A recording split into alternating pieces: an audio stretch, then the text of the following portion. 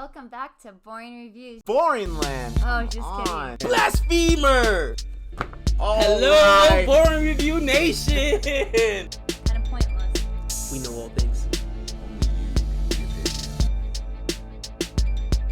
Hello, Boring Review Nation! Gabe! And Nick, the Padres fan. What's up? Oh, man, your Padres are making some moves, bro. Making some moves. I'm telling you, it's impressive. It's impressive. But anyway, guys, we are here today to bring you guys a movie review. It's been a while since we reviewed a film, between cricket and work, and it's hard to sit down and watch a movie and have time to review one. But it's a brand new film, just dropped yesterday, Friday night on Netflix. I gotta tell you, Nick, Netflix has been producing some unbelievable content, and for the longest time, it was just Netflix putting things out and, other films, right? Putting out films and shows or whatever. But they started coming out with original content.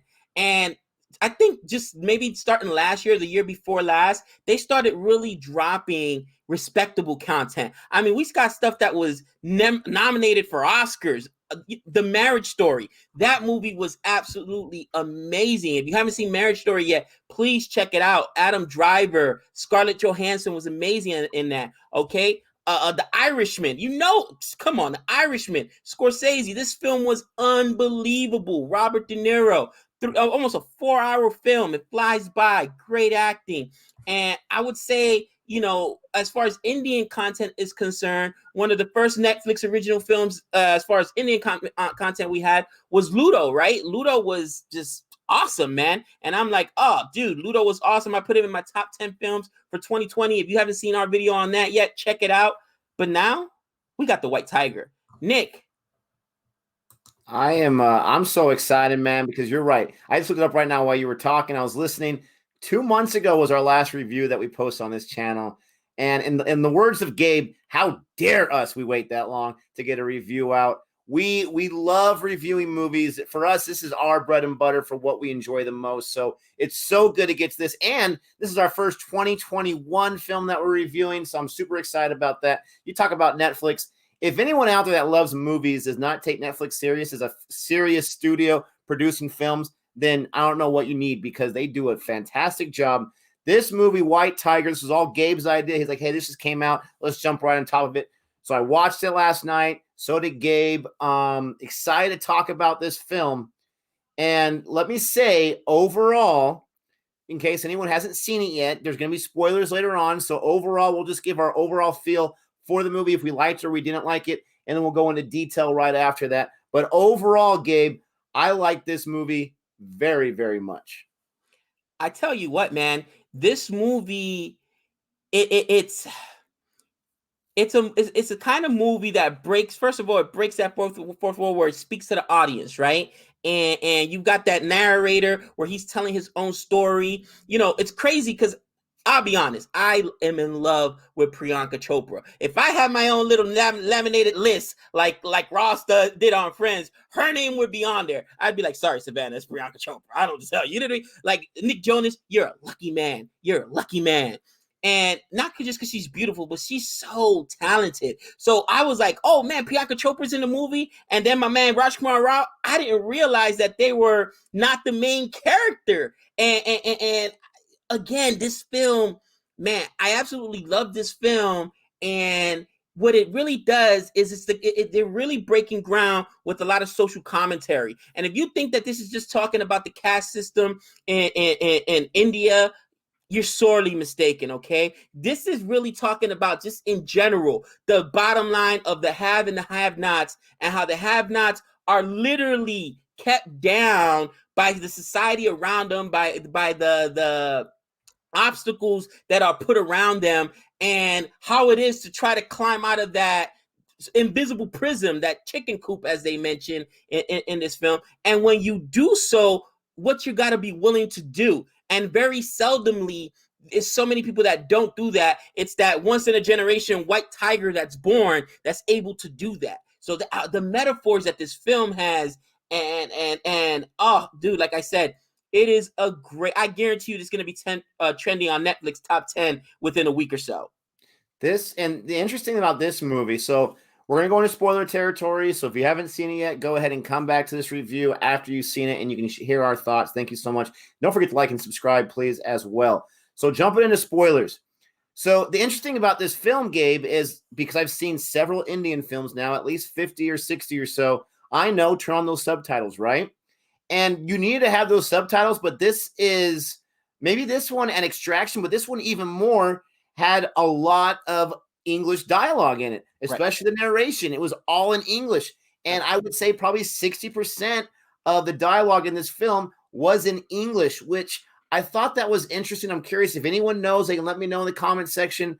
Was that to have it to a wider audience? Was that done on purpose? Is that maybe because the book it's adapted by is in English? I don't know. But for someone who doesn't speak Hindi, I really appreciate that because I didn't have to read as many subtitles.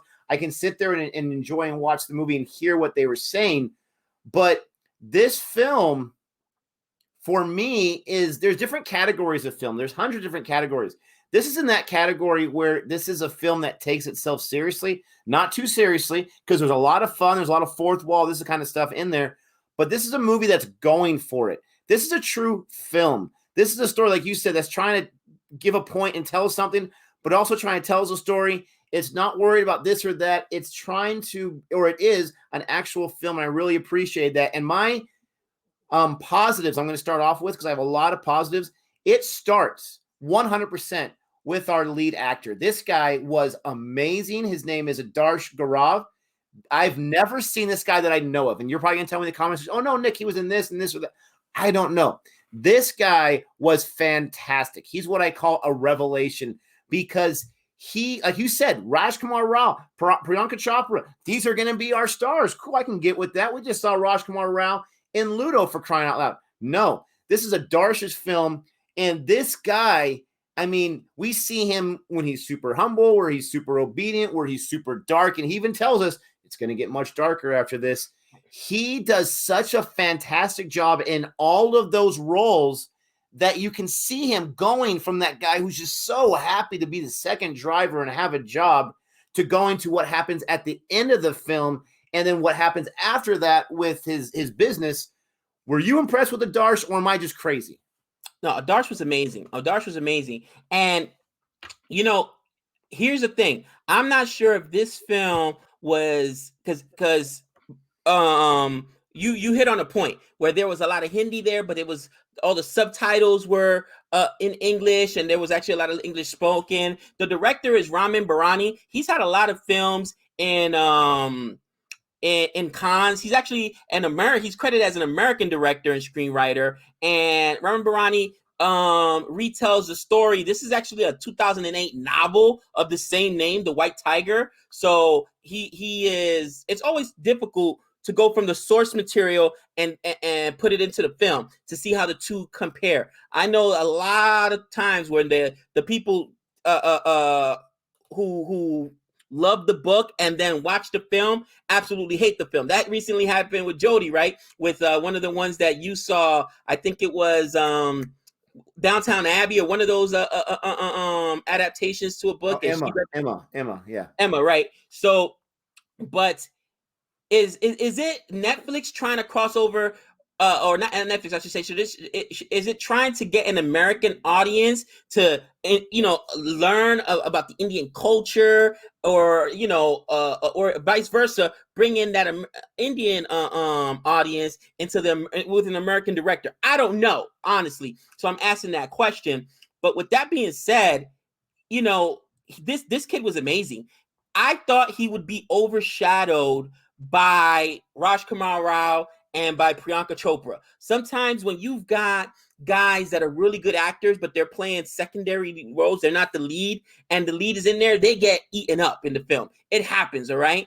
I don't feel like that happened at all with him. Every scene he had with them was just, he he commanded the screen. Does that make sense? And for such a new actor on the screen, on the scene, to be able to do that, that was amazing, man. And I'm just gonna give a quick synopsis of the film because obviously this is full of spoilers. If you guys haven't seen it, again, please, spoiler. We're gonna talk about this spoilers right now. So stop it. Don't forget to leave a like. Watch the film and then come back. But basically, this kid is born into the, I think it's Halawali, they call it, caste system. And his grandmother, it's funny, he said other than the cows that are there, that his grandmother's the most important person in his family, right? However, his grandmother just worked his dad to death. His dad literally died because of, inhaling fumes. They're coal breakers. They take the coal from the mines, break it up. That's what they do. Obviously, that's got to be some kind of toxic without any kind of protective equipment or whatever. And at an early age, you can tell that he is destined for greatness. There's a scene where the teacher comes in and at the school, he's trying to see how much English the kids have learned. And these kids could barely read. They're like reading words. And he comes out and reads this whole paragraph in English. And it's about the actual politician that's there. And they promise him, hey, you're going to get an English education because he's so special. But he has to end up quitting school because his grandmother needs him to work. So and then what do they call him? Because he's like that diamond in the rough. They call him the White Tiger. They call him they tell him he's the White Tiger because of it, because he's a diamond in the rough. A great example, Nick. In any event, his dad ends up passing away because this is what he's meant for. He's gonna be working, so he finds a way to get out of his lower class caste system, which they're known for making sweets, basically, to be a driver, which is actually a step up. And he does that by going to the city, first getting some money from his grandmother, getting some driving lessons, learns how to drive, and then he goes to the city. The family that kind of runs his little village there or whatnot, he goes. The fact that he can speak English is a plus. And the younger son, who's American educated and has an Indian American wife, right? Priyanka Chopra's character, she was born in India, but she grew up in America. They like him because he speaks English, right? So they hire him as a driver. However, this is where there's an incident that happens. I don't want to give everything away, but that fractures that relationship. So now he goes from being just a happy servant, living to serve, having been born to serve, to now wanting to take over and become a leader himself, be that white tiger and actually break out. Because they talk about the reasons why people who are in this, they compare it to a chicken coop, right? You know you're in a prison, you know you're just stuck down here, but you're content with being down there. And there's several factors why, including the fact that if you try to make off with your master's money or anything like that, they know where your whole family is, and they're going to kill your whole family. And that rooster coop was a great analogy. I don't know if it's a popular analogy. I never heard before, but where they showed all the heads and all the limbs and all the legs just cut off. Like the chickens, the roosters, they know they're going to be next, but they just go in line and they just allow it to happen, talking about servants and masters. That was a great analogy. And it's a great metaphor because when he says this is the greatest thing India has ever produced, and he shows a chicken coop, but he's not talking about that chicken coop ceiling, the glass ceiling where there's the have and the have-nots, and you're down here and you know your place, and there is no upward mobility. And if you think about it, that's for all civilizations, right? They get us all bickering over the little, identity politics, and they get us bickering over this and that, where really there's just two things that matter in this world: affluent or not. You either have money or you don't. You're part of that, 5% that owns 95% of the world's wealth, or you're the other 95%. And that's what this film is touching on. So, these people who, by the way, Priyanka Chopra, they see that he's being mistreated. However, they themselves, in a way, mistreat him. And he's able to come out of his circumstances. And this film takes a really dark turn, but that's the only way for him to come out of his circumstances. And eventually he comes out of it and he becomes a master himself. But as a master, he learned the lesson from the mistakes his master was, and he didn't treat his servants like servants. He treated them like employees, and he gave them an opportunity to succeed and to get that upward mobility. Because I think the idea is, overall, the metaphor of the film is eventually enough white tigers are going to want that upward mobility, that if you are the elite, right, you're the elite ruling class, and you keep, keeping these people down in general. Whether you're in America, they mentioned China there, or India, eventually they're going to come back, and that's going to bite you, in the behind, so to speak, and they're going to rise up. So him having learned that lesson, instead of making enemies, because there's just one great line in there. So he's like, he mentions it, he says, do we live to serve and yet secretly hate our masters, or do we secretly love our masters and pretend to hate them? You know what I mean? And it's a very thin line. It's a very thin line where, if you push them too far, that love will go to hate, and vice versa, that hate can become admiration. So, I didn't want to give away the whole film, because there's some things you have to actually see for it to impact you. Like, wow, I can't believe it went there. But that's the premise of this movie, of him, social mobility, trying to get from the bottom. He's at the very bottom of the caste system to come up, and the things he has to do that, but he's forced to do them because people of his caste, where they're born in life. And that's the same thing here in America, you know what I mean? And in China, anywhere else, have very little opportunities. I once was listening to, I forget, it was Rick Ross. And I don't know if you know who Rick Ross is, guys, but Rick Ross was the guy who was one of the biggest drug dealers ever in California. He got caught up with the Iran-Contra scandal and the Nicaragua scandal, I should say, where they're trading weapons for drugs, bringing them here, selling it in America, so that then we can in turn produce the Contras with weapons. And Rick Ross said something very intelligent. He said, drug dealing is hard, okay? I'm a school teacher. I'm a parent. I'm not advocating drug dealing, but follow the mentality here. He said drug dealing is hard, but when you're born where I'm born and you're where I'm from, you have very little opportunities. Either you're slinging rocks or you got a good jump shot. But for most kids in the hood that grow up in those neighborhoods where their parents don't really care to send them to school, and most of them can't afford to send them to school. Most of them don't even get an education past elementary school, drop out by the time they're in middle school or high school. There's not a lot of options. He said drug dealing is hard. You got to worry about getting robbed. You got to keep your math count up. You got to rise early in the morning. You got to go to sleep late at night. I put in way more than the average 9 to 5. I'm working 18 hours a day out there. And when he was saying that, it was like, not to glorify what he did, but understanding that different mentality. He said, you don't do this for fun. If you cut me a check for $100 grand right now, I'm out of the hood. Matter of fact, go to the hood right now and offer somebody $100 grand to get off of that corner, 50 grand to get off of that corner. You think that they want to be out there?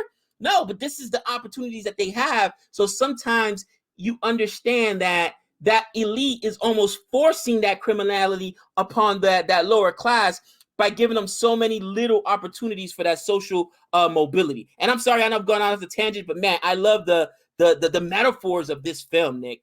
Did you get that out of it? You said a lot there, so let me try to recap there, because that was like a 10-minute straight Gabe rant right there. I love it. And obviously, I'm just joking around. It's not a rant. That was a beautiful piece of description and Gabe's understanding of what he saw of the film. I noticed those same things as well for the most part. I don't have the same kind of information, knowledge base that you have with the Rick Ross and that kind of stuff. But I understand what you're saying.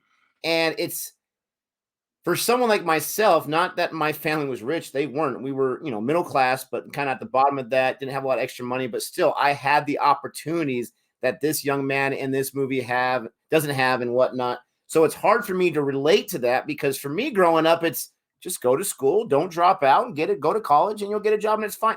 It's not that simple for a lot of people.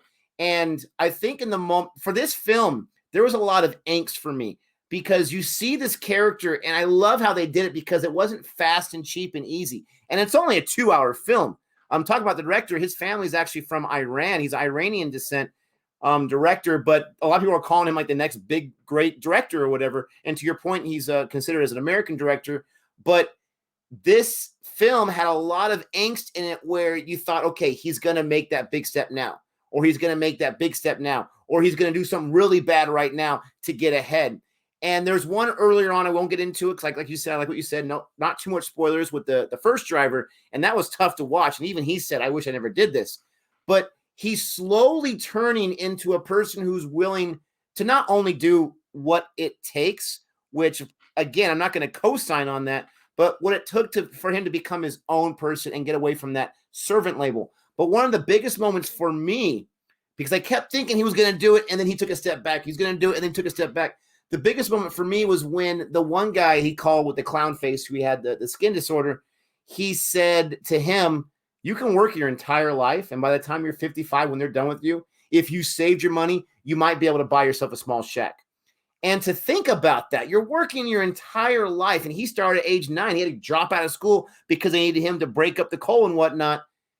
To think that he works for 45, 50 years of his life, and all he has to show for it is a shack is just detrimental. It's just horrible. And it would be easy for me to say, well, you should have just gone out of the job and got a better job. That might not be an option. I'm not saying what he did was the option. And if I had one big complaint, it would be how so big spoiler here, when he murders Rajkumar Rao's character, okay?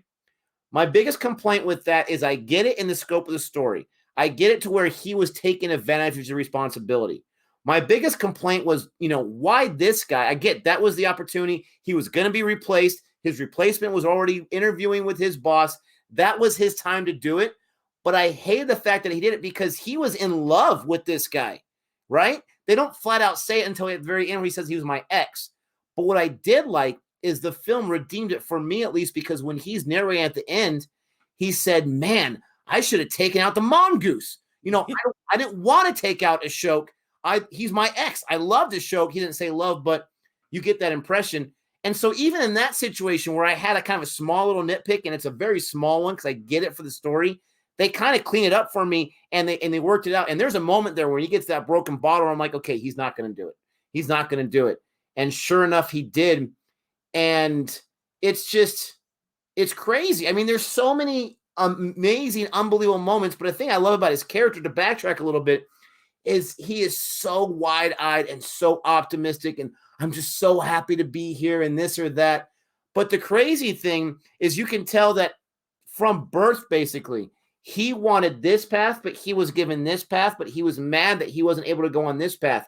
Because I think he was trying to play that servant role where he was so wide-eyed and so happy and I'll do whatever you want. But he coveted the first driver role. He coveted being closer to his Ashok. He did not like what happened where he had to sign the paper and everything. He saw all these things and he said, this is not right. Or where his master didn't call him for a few days. Or where he dressed up as the Maharajan or whatever, as the birthday gift. But then, Pinky gets drunk a little bit and she kicks him out of the car. I mean, there's all these different situations where I think he's battling with himself. This is what I know I need to be. This is what I'm meant to be. But I kind of want this. I'm not exactly sure how to do it. And you see a huge development intellectually, but also mindset-wise, where before he commits that act to where he is the boss at the end who's narrating it, and they even go over that very quickly, but they go over how he makes that transition. I had to start thinking for myself. I had to start thinking like a boss, and I had to take some advice from Ashok, and I got to bribe the cop. I mean, usually character development and pacing is tough to do in 2 hours. I thought this film really excelled in that. And if you don't have the performance from Adarsh, you don't really buy it. But if you don't have the writing and the direction from our director, then you don't really buy it. And last thing I'm going to say before I turn it back over to you is, how did you feel about this point? I love Rajkumar Rao and Priyanka Chopra. I've seen him in several films, more Rajkumar films than Priyanka Chopra. I've seen him more than one film each. And they are acting talents, big time. Not only did Adarsh outshine them completely, I don't think that this was their best performance. Priyanka Chopra more than Rajkumar Rao, but I was not impressed with his performance. This was probably the first time I've seen in a movie where I don't feel like he gave me his A game. I get what you're going to say. It's the character. It's the few lines, this or that. But even when he was playing drunk and he was trying to be vulnerable, I just didn't buy it. That would probably be my other small little nitpicks. More Rajkumar Rao than Priyanka Chopra, but I still was left with a little bit with Priyanka Chopra. How did you feel about that? I think it's by design, and I'll tell you why. Okay, sometimes when you get a character and they give you you start initially liking Akasha's character, right? And then you realize he's no better than his dad and his brother, okay? Because he's willing to do what he was willing to do to Balaram's character, okay, in order to basically spare himself and his wife, right? And you see the times when he treats him mad and he hits him, even though he had scolded his dad and his brother for hitting him many times, he does it himself. So I think that you grew to not like his character, and Raj Kumar Rao doesn't normally play that kind of character. It was almost hard for him to do that. So yes, you know, I think sometimes when you take a role, here's a really good example. Edward Norton was never the same after American History X. He talks about it himself. Going to that dark place, it was hard for him. And his career really took a nosedive after that. I mean, he's been in a lot of stuff after that, but he was such a huge actor coming up to that role. And sometimes a role, look at what the Joker did to Heath Ledger in The Dark Knight Rises. And I think that not the dark role, but the inhumane character he had to play really kind of, because he's such a happy-go-lucky guy in most of his films, and he plays, you know, the hopeless romantic a lot, and even this was a different role for him, and I think he struggled a little bit with this. Priyanka Chopra was fabulous. Again, I remember I've been in love with her since the Quantico, the show. She was amazing in Quantico, and then when I started getting into Indian films, I saw her Brophy. Anybody that says she can't watch Brophy, that was an amazing role. So did she take it to the level of Brophy? No. But if you notice, they also didn't have a lot of screen time.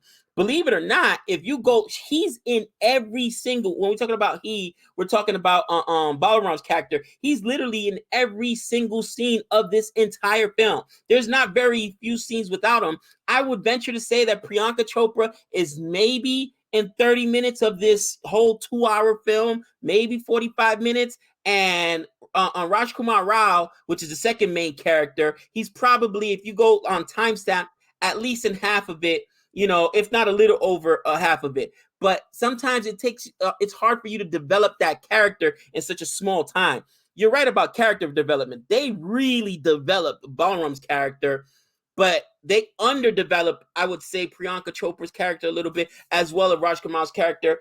Right. And if I have one complaint, it's for an Indian type film, we've gotten used to the 3-hour film, right? The 3.5-hour film. Don't you feel like the ending was a little abrupt? I could have used another hour. You know what I mean? I could have used at least another half an hour to fully flesh out and tell the story. But I think because they're trying to market to an American audience, they know 2.5, 3-hour films are tough. You know what I mean? That's one of the things that killed The Irishman, the fact that it was a 4-hour movie, and people were like, 4 hours? What are you kidding me? You know what I mean? Like, no, yeah, sometimes you need that long to tell a whole story. But I'm telling you, man, I agree with you. I think it was hard for Raj Kumar Rao to play that character. You know what I mean? Because it's a despicable character. Towards the end, did you feel sorry for what happened to his character? No, not even a little bit. You know what I'm saying? So I think that's what happened there. And maybe, I mean, I could be mistaken. Let us know in the comments if it was just bad acting or him having trouble with that character. No, man, you're absolutely right about the pacing, though. It seems like they want to shave off at least 25 minutes. The interesting thing to me is this. Most Indian films that I've seen, I mean, you have some exceptions. You really do, especially the series like Sacred Games, Gangs of Wasseypur. Most of the Indian films that I've watched do not have a lot of language. It's to me, I feel like that's more of an American staple. A Hollywood staple is just a lot. And when I say language, I mean F-bombs. If anyone doesn't know, it's my least favorite word. I don't like hearing it too much. And you can call me a prude or whatever. That's just how I am. I just don't prefer that word. And so in this film, there was a lot in English, a lot of F-bombs. And I knew it was rated R, so it is what it is. But they had no problem going that route. But it seemed like they were afraid to go into the darker territory. It seemed like the director didn't want to focus too much on the dark. Even when the character says it's going to be much darker right now, we've seen comic book movies that have been darker than this. And so it seemed like they tried to shy away from that dark territory, but they weren't afraid to shy away. And when I mention the language and the dark, what I'm talking about is marketability. What I'm talking about is you're going to have an Indian audience here, and you're going to have an American audience, everyone in between, where some people are going to be like me, where the language is going to put them off. Some people are going to be like, no, the violence puts me off. Some people are going to say the nudity puts me off, whatever it is. And there wasn't any nudity in this film. But my point is, if you're trying to have marketability, if you're willing to not have any problem with cutting back on the language, then don't cut back on the dark either. And I'm not saying I want more violent scenes. I'm just saying, like you said, it was a perfect opportunity to dive a little deeper into that character's psyche when he made that change. As far as any negatives go, I've already mentioned Rajkumar Rao and a little bit of Priyanka Chopra, a little bit of the pacing. I really love this movie overall. My other little small complaint would be the fact, and it's a very small one, and maybe it's addressed in the book and not addressed here, but if this family is going to go after your family, your loved ones, and everyone else, if you try just to leave the job or steal from them, this guy stole like what, $4 million or something? Million. They don't go after him once. They don't know where that money falls to. They're not that is their money, and they are not going to let that go willy-nilly. We'll kill your family in the village of 17 or whatever it is, and we'll call it done. No, they're going to go after everybody. So maybe that's addressed in the book, but I would have liked to see some kind of repercussions because he got scot-free away from that, and it ruins his character in a small way because who cares about my family? I got out of it. Thank goodness he goes back and picks up his nephew because before he just gave him some money. Hopefully he can run. I mean, that's pretty jacked up. But I wanted to see some consequences with that. But other than that, I'm ready to grade this if you are after your final thoughts. You know, it's that chicken coop mentality, Nick. I either stay here with the rest of you guys and die. Eventually, my number is going to get called up. Or, because think about it, his dad died an early death. If he had stayed in that village, you know, what was the outcome for him? The same as his brother. He's going to get married off and work to death, and he's going to die. Or if he keeps driving, he's going to keep working for 40, 50. And yes, it makes him a little cold. The fact that not a little, but at least 17 people would still be alive. I agree, man. And that's the tough decision he had to make, man. I understand his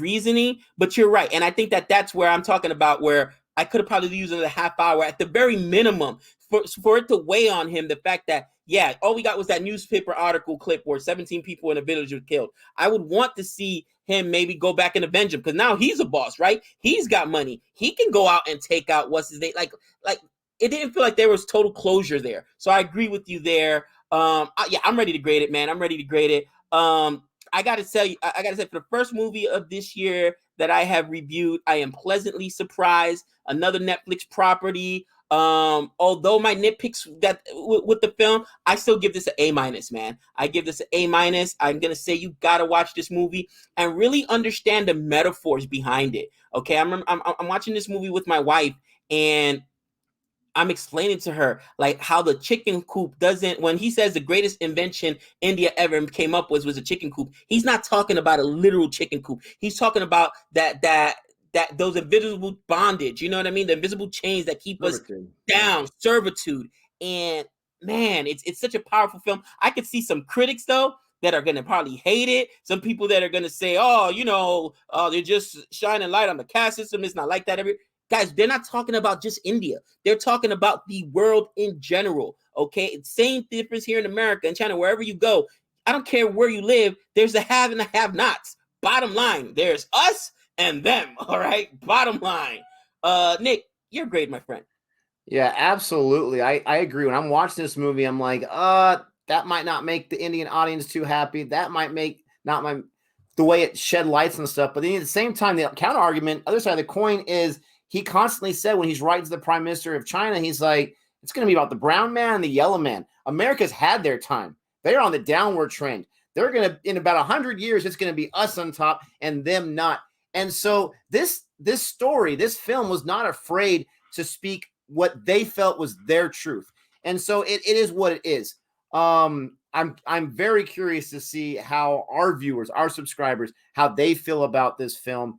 But I agree with you. I'm right there with you. I struggle between an A or A- because I really, really liked this movie a whole lot. I'm going to give it an A- for the small nitpicks that I had. The positives, once again, Adarsh was fantastic. The writing, the direction was fantastic. Even some of the cinematography was amazing. Like when they showed over the head when he was outside on the grass and he was struggling with the paper he just signed, and he goes into that little grass thing and he kind of covers himself with it. There were some beautiful shots when they kept showing him like where he was sleeping and the darks and the use of color.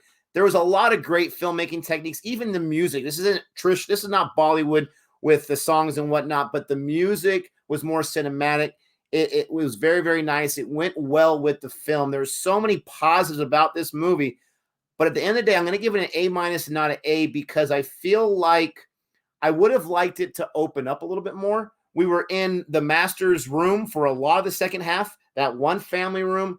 We were in the village for a short amount of time, but we didn't really get to expand a little bit. And that's probably just a personal preference. I think if you expand a little bit, you show me a little more about these guys' power and what they have, then I think I would enjoy it just a little bit more. But other than that, absolutely loved it. I love seeing my man, who's now the Anu Ashok, hanging out in Bangalore. Maybe he can give some love to RCB, give him some more money and help them get some players.